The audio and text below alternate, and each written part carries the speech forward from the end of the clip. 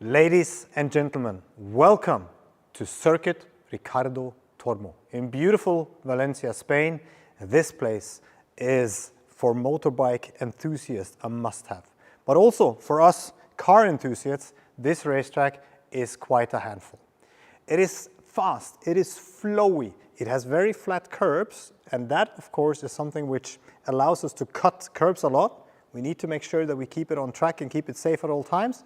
Let's see how our driver has been executing his job here on the racetrack this time around. Going down the long start-finish straight, we're building quite some speed. So we can see here passing 230 kilometers an hour, 235 on the brakes.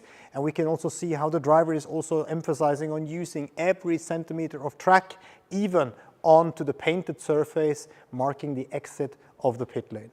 Beautiful sunny summer day, we can do so.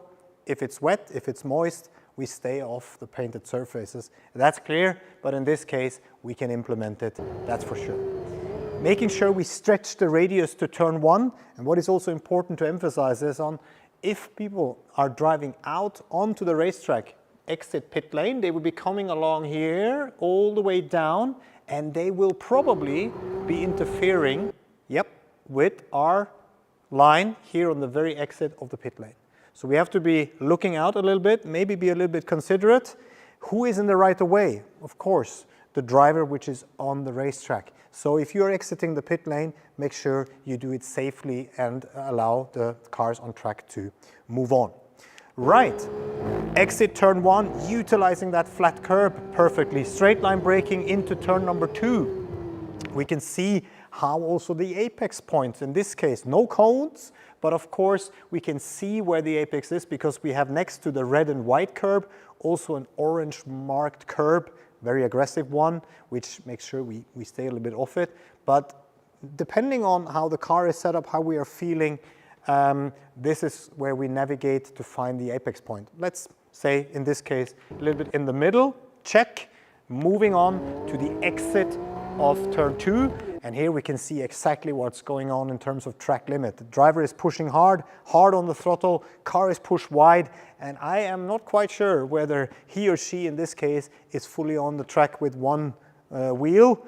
In this case, we are probably crossing even over the white line. So depending on if the race control has seen it, it could be that the lap is deleted. So in general, we try to make sure that at least one wheel is touching the tarmac or at least the white line, marking the edge of the track. It's very tempting to go across the curbs here in Valencia because the curbs are flat due to the fact that it's a motorbike track.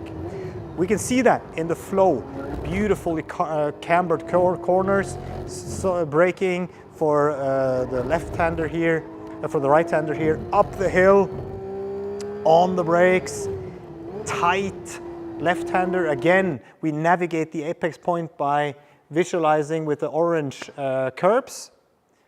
Moving on, managing the track limits. Yeah, in this case, I think we were on the right side.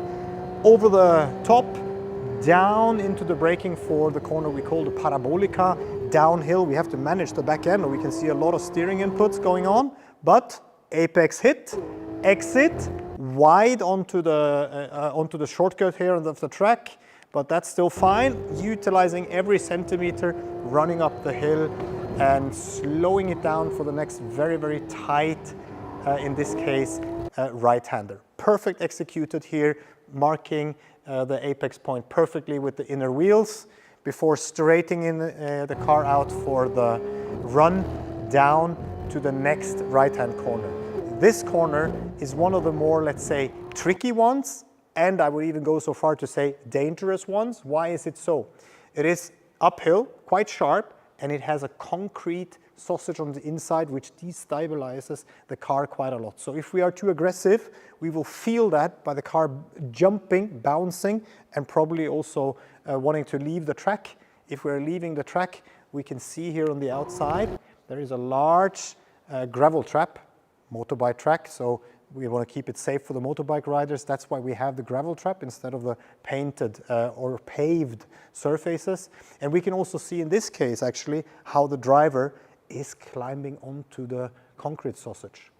Let's see how it affects the handling of the car. We see the steering wheel turn to the right. And yeah, we can see how he or she really has to wrestle the car due to the fact that we are jumping over the sausage. So find the right balance. I would rather try to stay a little bit off that sausage.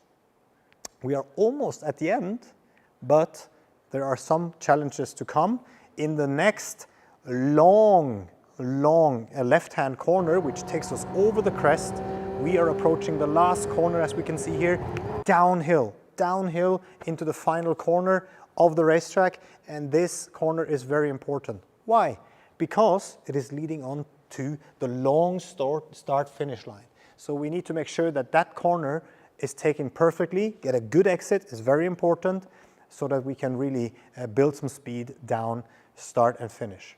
And the entry into this corner is where we are right now, and it's a tricky entry. Why? Downhill, and we are cornering all the way through. We have to slow it down, so we can see also here how the driver is really managing and navigating into this corner with a lot of steering input, partially also counter steering due to the fact that we are on the brakes. Nose dives down, rear gets loose, car over rotates, and we need to manage that rotational movements by quick steering response or trying to ease off the brakes if we can, if we have been early enough on the brakes, managing also a little bit the brake pressure. If the car over rotates, leaning a little bit more on the back wheels again will settle the back end. As soon as we approach the apex, also getting back onto balanced throttle will help in this case. So here we can see up until now how the driver has been working quite hard on the steering to get the right line. From now on, with a little bit of balanced throttle, things should settle down. The car should settle in the back. The question is the speed all right, or are we too quick? Will we manage, for example, this very sharp last corner? Will we not violate the track limits? Let's have a look, shall we? Looking, whoa. We can see this exactly at this point. So the speed is definitely good, but the corner is a little bit too tight for that speed. So we are actually carried off the track, as we can see here, with all four wheels. What does that mean? That means that all the work we have put down for this lap would be, if the race director is looking at it, deleted. This lap is not valid because all four wheels are off the track. So we need to make sure that at least one wheel touches the pavement at all time, touches the tarmac, the darker surfaces. In this case, we have been a little bit hot going in, maybe a little bit late on the brakes, struggling a little bit with the slowing down due to the fact that we are late on the brakes, struggling with the speed, struggling with the exit. So a little bit early on the brakes will probably de-escalate this situation and enable us to put the car where it should be, meaningly here on the racetrack, going down the start, finish straight.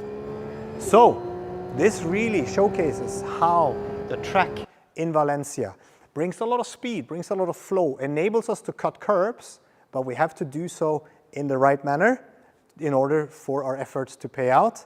We are looking forward to be spending time with you down there in Valencia. See you there.